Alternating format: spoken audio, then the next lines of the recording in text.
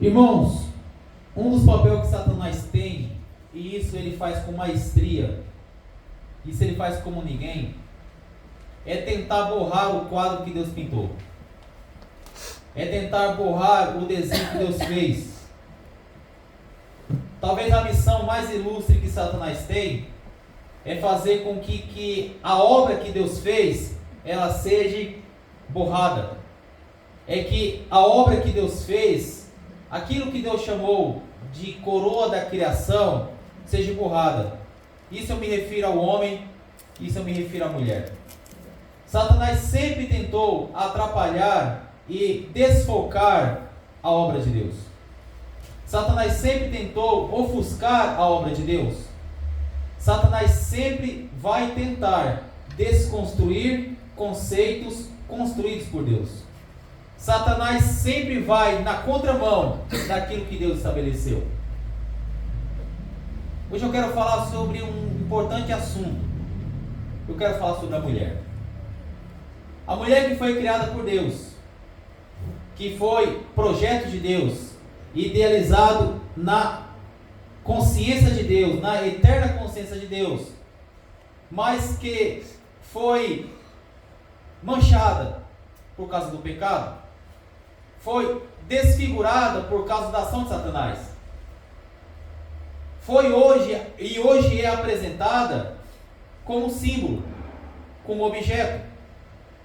Mulher que, como nós lemos lá em Provérbios 31, que ela excede o valor de rubis, uma mulher sábia, uma mulher prudente, mas que no decorrer da história, meus irmãos, a mulher sempre foi usada como moeda de troca. A mulher sempre foi usada como um objeto que visava sanar a necessidade do homem. Quando não, era usada como mercadoria.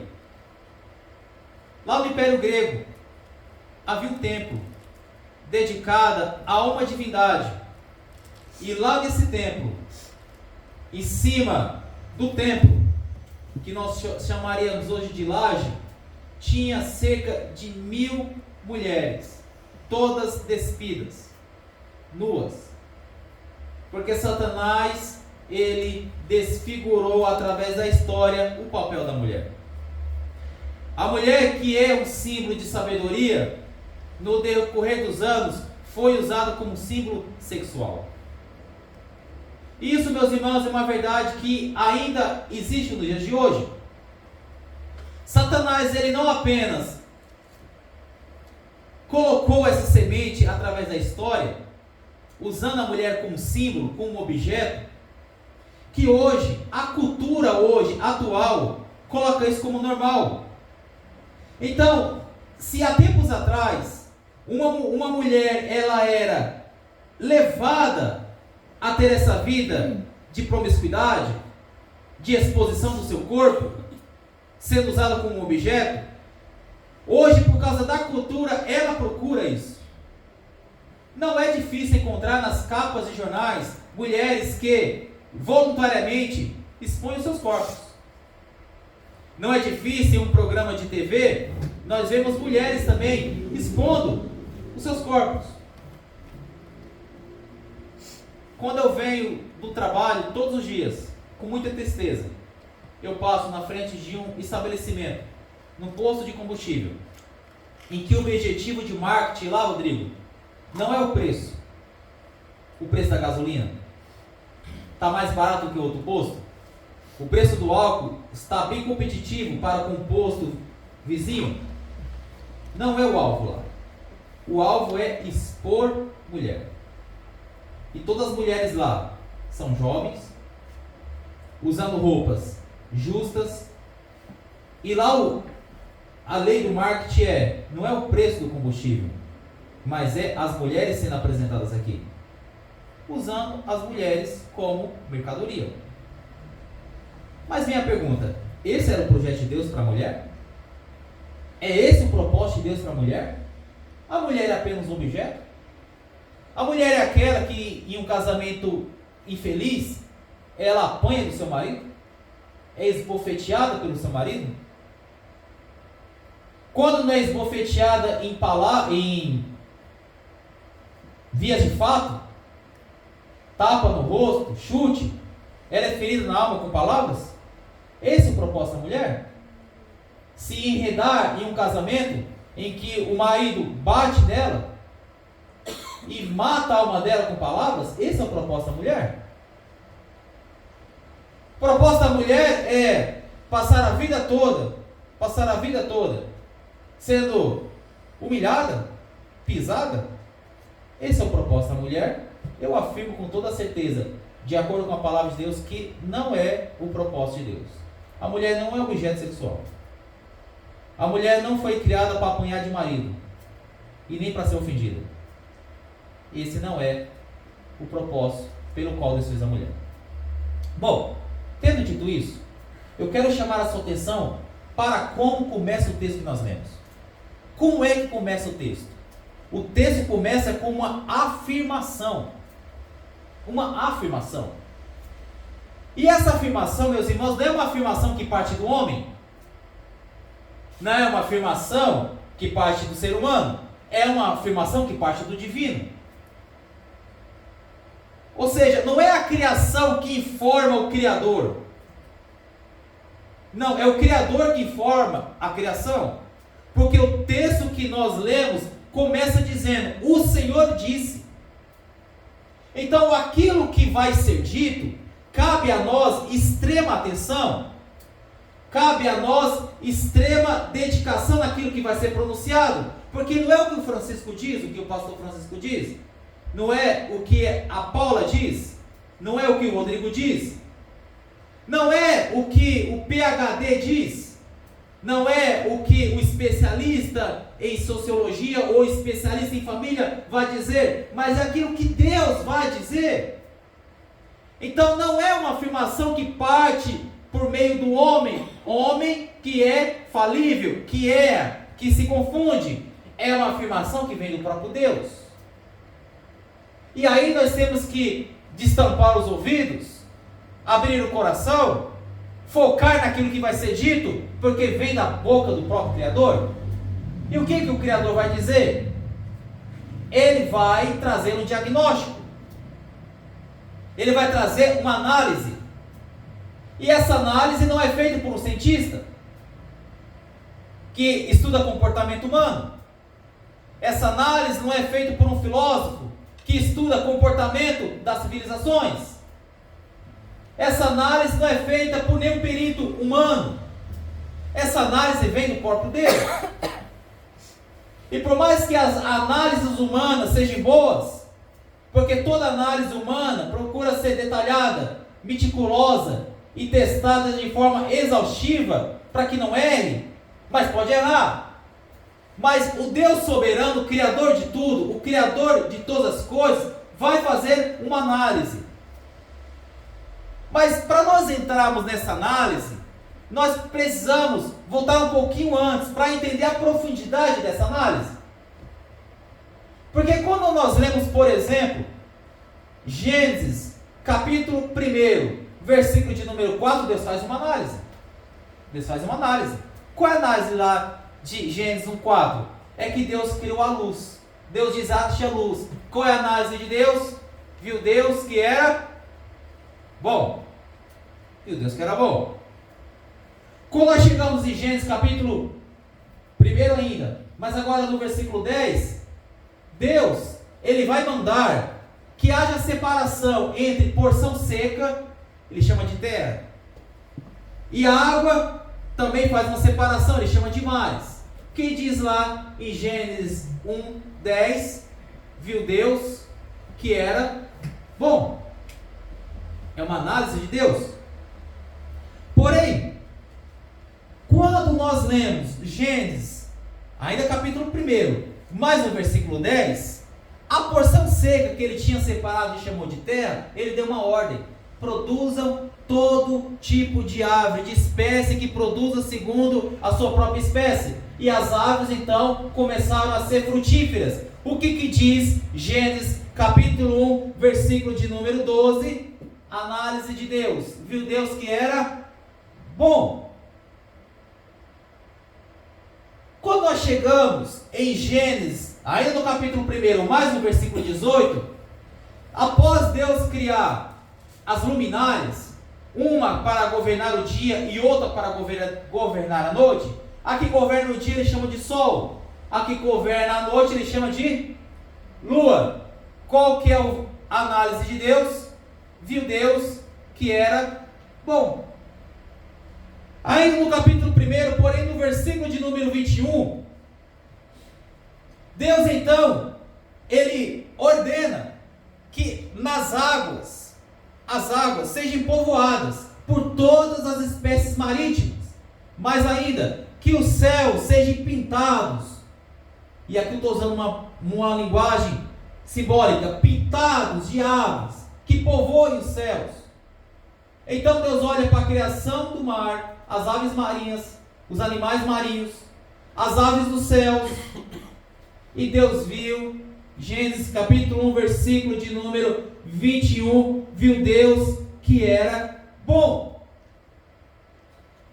Mas ainda, quando nós chegamos agora no versículo 25, ainda no capítulo 1, Deus ordena que na terra tenham animais que povoem a terra, animais que astejam pela terra, animais quadrúpedes, répteis, animais selvagens. E viu Deus que era bom. É um veredito de Deus, é uma análise de Deus. Quando nós chegamos, finalmente, meus irmãos, em Gênesis capítulo 1, versículo de número 31, Deus olha para toda a sua criação. Deus olha para a luz que Ele criou. Deus olha para o sol. Deus olha para a lua, tia Tica. Deus olha para o leão, para o elefante, para o hipopótamo, para a galopsita. Deus olha para toda a sua criação.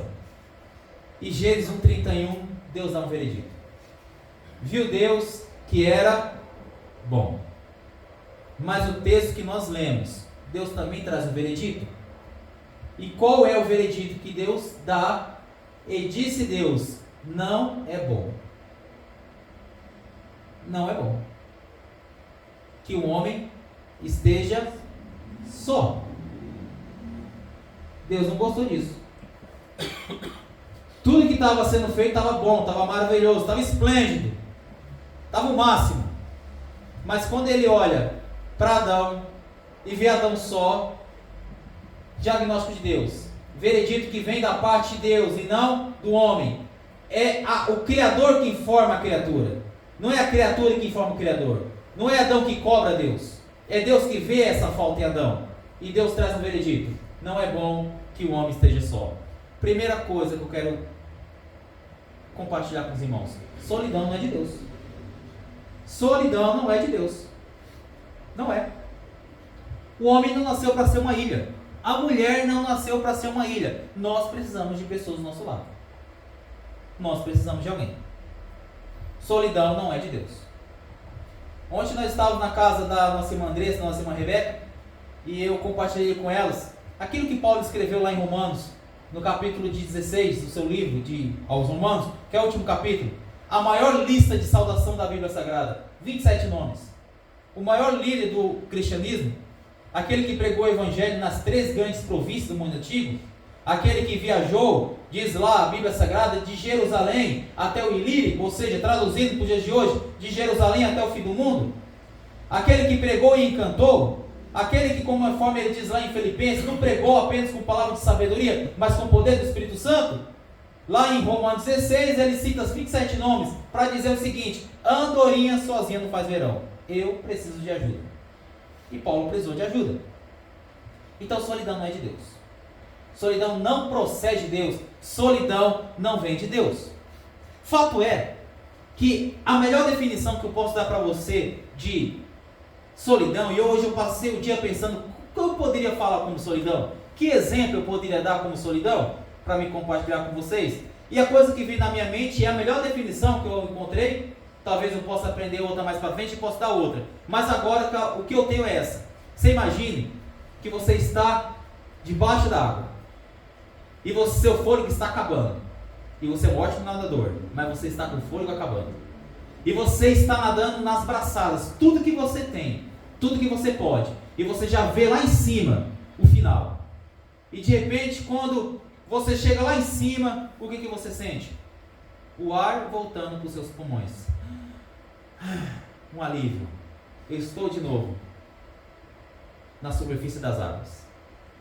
Toda pessoa que sai da solidão, ela sente alívio. Ela sente novamente o seu pulmão sendo cheio de ar. Foi essa ação que Adão teve quando viu Eva. Ele disse: finalmente, até que fim, essa é osso dos meus ossos e carne da minha carne. Meus irmãos, sair da solidão é como sair do fundo do mar e voltar para a superfície e voltar a respirar. Por isso eu afirmo para os irmãos, solidão não provém e não vem de Deus. Não vem de Deus. Então Deus faz o diagnóstico. O diagnóstico é que o homem está só. Vê que não é bom o homem estar só.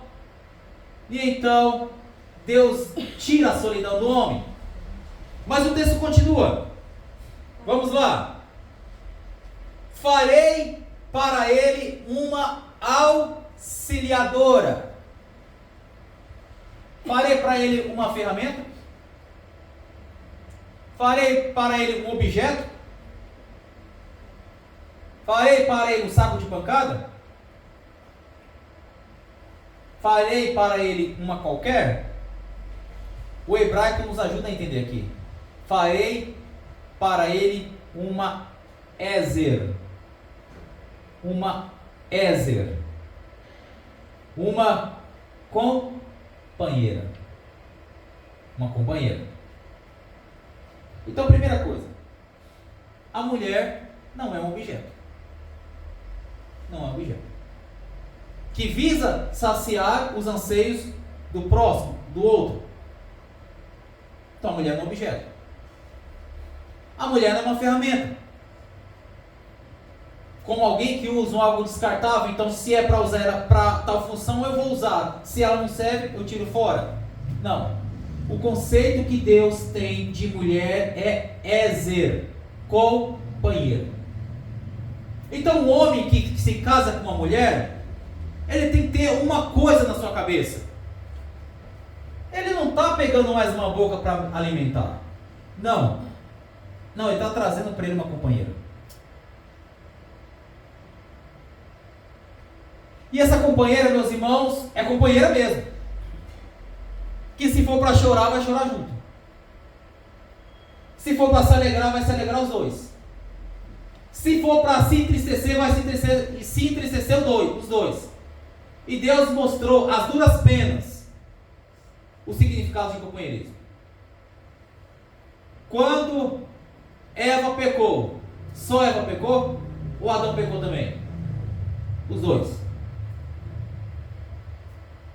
Quando Deus expulsou do jardim, Deus expulsou apenas Eva ou expulsou os dois? Não, expulsou os dois. Quando Deus faz vestimentas para tapar a nudez deles, Deus fez apenas para um? Ou fez para os dois? Fez para os dois. Mais ainda, a promessa de Gênesis 3,15, promessa de salvação, promessa de que um dia alguém viria para redimir o que eles fizeram, para curar o que eles fizeram, aquele que esmagaria a cabeça da serpente, a cabeça de Satanás. Essa promessa de salvação era apenas para Adão ou era para Eva também? Para os dois. Então, meus irmãos, mulher, ela é companheira para tudo e para toda e qualquer situação. Nunca será um objeto, nunca será uma ferramenta, nunca será um saco de pancada. Nunca. Mas nunca mesmo. Agora, finalizando. Farei para ele uma auxiliadora que seja semelhante a ele. E aqui eu quero trazer a recordação para os irmãos, aquilo que Paulo escreveu em Filipenses, capítulo 5, versículo de número 25. Maridos, amai as vossas esposas, assim como Cristo amou e se entregou por ela. Aqui em Gênesis, o texto é bem claro. Ela é uma semelhante ao homem. E semelhante aqui, meus irmãos, significa que a mulher está acima do homem. Como pregam, como ensinam as feministas de hoje. Não, a mulher está acima do homem. Mas aqui também não quer dizer que a mulher está abaixo de homem, abaixo do homem. Como prega a ideologia machista, como é dito por aí. Não, a mulher não está abaixo do homem. A mulher é semelhante ao homem. O homem e a mulher são semelhantes, iguais, mas com papéis diferentes. O homem tem seu papel, a mulher tem seu papel, mas os ambos são semelhantes. Ambos, de acordo com Gênesis capítulo 1, versículo 26, é imagem e semelhança de Deus. A mulher tem seu valor, porque a mulher veio ao mundo não por causa de um conceito humano, mas por causa de uma convicção divina. A humanidade precisa da mulher. A humanidade precisa da mulher. Eu vou dizer de mim mesmo. Se não fosse a determinação da Paula, do esforço dela, a igreja raiz não existiria. Não existiria. Não tem como. A mulher tem o seu papel fundamental. E a mulher deve ser respeitada como tal. Deve ser respeitada. Então, finalizando essa mensagem, eu queria dizer a seguinte palavra. Já que a mulher, ela não é uma ferramenta, logo, ela não deve ser usada. Já que a mulher, ela não é um objeto, ela não deve entregar o seu corpo para ser vista como cobiça. Não, a mulher tem que se dar o seu valor. Tem que se dar o seu valor. Então, não trai o seu corpo. Não expõe o seu corpo. Porque você é coroa de Deus. Joia da criação. E acima de tudo, a mulher foi criada com um propósito. O propósito da mulher foi trazer cura para uma criação que estava determinada à solidão. Se não fosse a mulher, a criação de Deus seria mergulhada na solidão. Isso não seria bom. Mas Deus, que viu e anteviu as coisas, criou a mulher para ser a salvadora da criação. A mulher literalmente salvou a criação. Literalmente salvou a criação de Deus. E aí Gênesis 1:31 é depois que Deus faz a mulher. E aí depois que Deus faz a mulher, Deus afirma com as palavras mais ilustres da Bíblia: e viu Deus que era bom. Você, mulher, é especial. Você, mulher, tem o seu valor. Não pode ter nos olhos de muitos aí, mas para Deus você tem seu valor. Para Deus você é especial.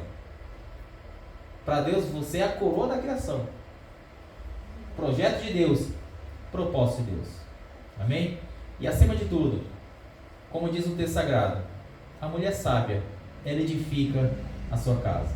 A mulher sábia busca Deus. A mulher sábia busca orientação de Deus, discernimento de Deus. A mulher sábia procura colocar a família dela no eixo e no caminho de Deus. Amém?